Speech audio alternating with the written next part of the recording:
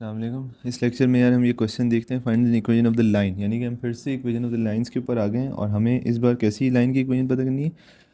Point at the intersection, ये वाला point है, ये इन दोनों लाइंस के इंटरसेक्शन पर है। हमें एक पॉइंट मिल गया है। इक्वेशन बनाने के लिए आपको पता है हमें लाजमन एक पॉइंट यानी कि पी एक्स वाई और एक ना एक स्लोप यानी कि नेगेटिव ए ओवर बी होना हमारे पास ज़रूरी होता है। ठीक है, हमारे पास ये पॉइंट है जो कि इन दोनों लाइंस के इंटरसेक्शन पर लाई करता है। ठीक है, और ये वो दोनों लाइंस हैं। अब एक चीज़ जो आपने इस क्वेश्चन के बारे में जहन में रखनी है ना, ये जो पॉइंट है ना, ये वाला पॉइंट नहीं है। ठीक है, इस पॉइंट से मतलब क्या है? इस पॉइंट से मतलब ये है कि ये जो चीज़ है ये एक लाइन है। ठीक है, ये जो इंटरसेक्शन है, ये दो लाइंस एक तीसरी लाइन से इंटरसेक्ट की जा रही हैं। ठीक है, और वो जो तीसरी लाइन आ रही है उसका ये पॉइंट है 2-9, लेकिन ये वाला पॉइंट एग्जैक्टली नहीं है। हमें इसको फाइंड आउट करना पड़ेगा। जिस तरह अभी हमने पीछे क्वेश्चन में किया था कि जब हमें दो लाइन दी जानी थी तो हम उनके पॉइंट ऑफ इंटरसेक्शन को फाइंड आउट कर ले रहे थे और इस तरीके से हम आगे बढ़ जा रहे थे। लेकिन यहाँ पर ये बात आपने जहन में रखनी है, ये जो पॉइंट आपको दिया जा रहा है ये वाला पॉइंट एग्जैक्टली नहीं है। ये इस लाइन का पॉइंट है जिस पॉइंट पर ये लाइन को ड्रॉ किया गया। ठीक है, लेकिन वो दोनों लाइंस को इंटरसेक्ट किसी ना किसी और पॉइंट पर आके कर रही है। वो कौन सा पॉइंट है अभी हम देखते हैं। सो ये मेरे पास वो दोनों लाइंस हैं, 2x 5y - 8 is equal to 0, 3x - 4y + 6 is equal to 0। और अब मुझे इनको साइमल्टेनियसली सॉल्व करके इस पॉइंट का x और y निकालना पड़ेगा। ठीक है, सो मैं कैसे करूँगा, मैं यहाँ से एक काम करता हूँ कि ऑलराइट, इसको मैं 2 से कर देता हूँ मल्टीप्लाई, इसको 3 से कर देता हूँ मल्टीप्लाई, तो मेरे पास आ जाएगा 6x + 15y - 24 is equal to 0, 6x - 8y + 12 is equal to 0। So अब इनको सॉल्व करते हैं। अब ज़ाहिर बात है मुझे इनको सब्ट्रैक्ट करना पड़ेगा, ये प्लस ये माइनस। ठीक है, कैंसिल। और इस तरीके से मैं 23y इक्वल टू 36 और y मेरे पास आखिर में आ जाएगा 36/23, यानी कि इस पॉइंट का y क्या है 36/23। x अभी पता करते हैं। ठीक है, इस y को मैं किसी ना किसी इक्वेशन में पुट कर देता हूँ, इसमें पुट कर देता हूँ, इसमें y छोटा है। 3x - 4 × 36/23 + 6 is equal to 0। इसको देखते हैं, तो ये मेरे पास आ गया। ठीक है, तो मैंने उसको अपोजिट साइड पर भी ले गया ताकि एग्जैक्टली माइनस में सॉल्व हो। तो 23 का एलसीएम बनेगा, ये x पे कटेगा 2, x इज इक्वल टू 2/23।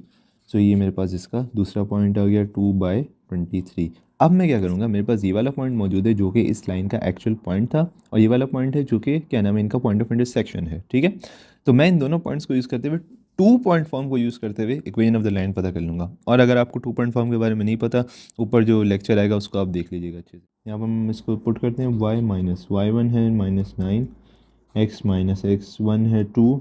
ठीक है, y2 है 36/23 माइनस, अच्छा जी, y1 है इस वक्त मेरे पास -9 ऑफ कोर्स, x2 है 2/23 माइनस 2 आ गया। ठीक है, सो थोड़ा सा सॉल्व कर लेते हैं। ओके, सो मेरे पास आता है 243/23 डिवाइड बाय ये वाली जो चीज़ है ये आ जाएगी -44/23। सो 23 से कैंसिल। आगे मेरे पास क्या आता है, -44 टाइम्स y + 9। ठीक है, 243 टाइम्स x - 2। सो ये मेरे पास फाइनल आता है। इसको हम थोड़ा सा और सॉल्व कर लेते हैं, एक ही तरफ ले आते हैं सारों को। 243x + 44y -396 -486, इनको हम दोनों को ऐड कर लेते हैं। 0 is equal to 243x + 44y -882। ये आपके पास फाइनल इन पॉइंट जो क्या नाम है, क्या होती है यार, वो जो लाइन थी ना, वो उस लाइन की इक्वेशन आ जाएगी। अब देखो आपको बात एग्जैक्टली समझ में आएगी कि मैं कहना क्या चाह रहा था।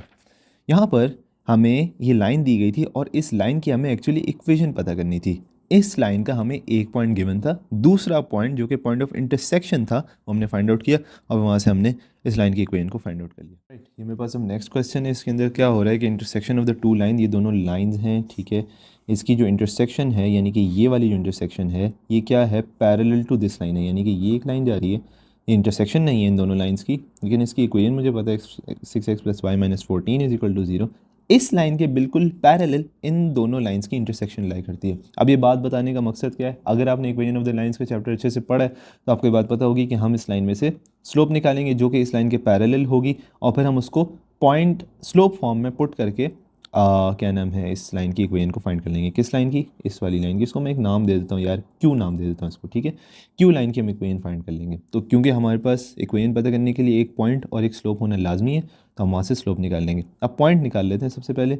x minus Y minus 4 is equal to 0, 7x plus Y plus 20 is equal to 0।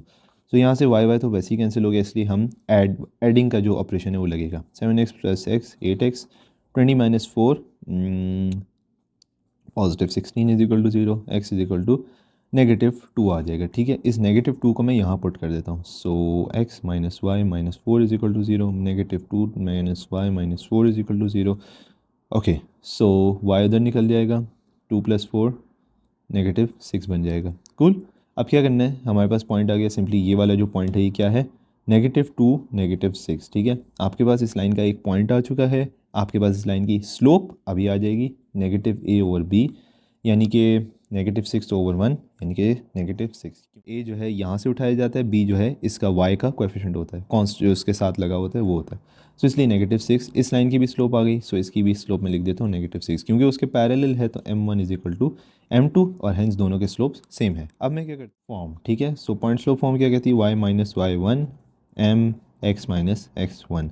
सारी चीज़ें उठा के पुट कर दो। y माइनस y1 क्या है, -6। ठीक है, m क्या है, -6, x क्या है, x1 यानी कि -2। सही है, सो इसको मैं सारे को सॉल्व करता हूँ। y plus 6, y plus 6x plus 6 plus 12।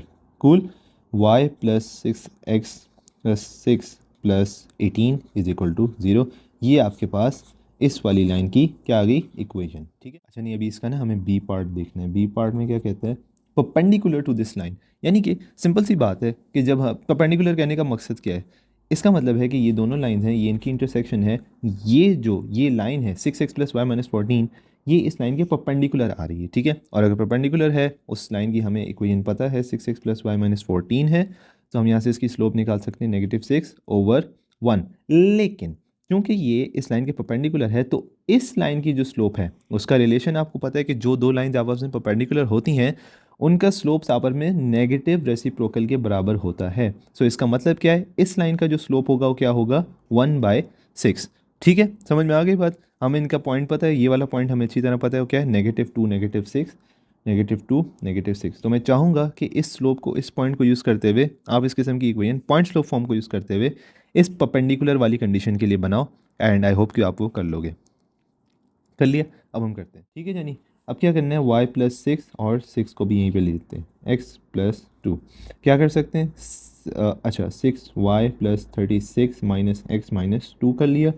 सो 6y okay minus x minus 34। ये किस कंडीशन के लिए आ गई, जब ये वाली जो लाइन है 6x plus Y minus 14, 6x plus Y minus 14, इस जो ये इंटरसेक्शन लाइन है इसके बिल्कुल परपेंडिकुलर है। परपेंडिकुलर के लिए आपको याद होगा स्लोप्स हमेशा नेगेटिव रेसिप्रोकल होते हैं। क्या करना है, कहता है इंटरसेक्शन ऑफ द लाइन है। ठीक है, इंटरसेक्शन ऑफ द लाइन है, इन दोनों लाइंस की जो इंटरसेक्शन है, यानी कि ये वाली लाइन है, ये क्या है, इक्वल इंटरसेप्ट बनाती है एक्सेस के ऊपर।